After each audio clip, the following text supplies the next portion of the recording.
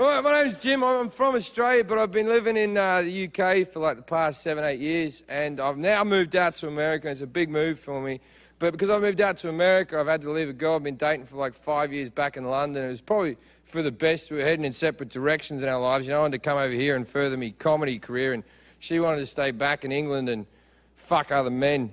So it worked out pretty good for her and me brother. I don't really get back to Australia that much anymore. I'm going back in like a couple of weeks for the first time in ages.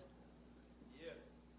And every time I go back there, I always go see my family doctor, because this is a doctor I've had my whole life. I really trust this guy. And my doctor in London's shit. He's no good. And last time I was out there, I got a physical checkup done. He's doing my blood pressure, the guy in Australia, and he's like, Jim, your blood pressure's really high, mate. You're going to have to go on medication. And I went, I don't want to go on medication.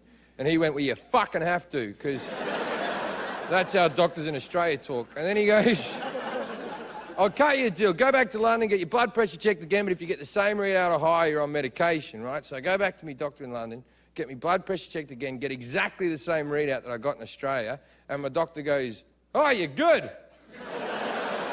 And I went, what? The doctor in Australia said that was too high. And he went, Australians with their salads and sport. Their standards are too high. By British standards, you're good. So I'm an unhealthy Australian, but I'm a healthy British person.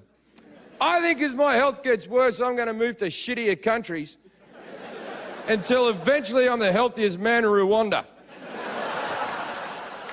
And there's going to be some doctor going, you've only got HIV, it's not even AIDS yet.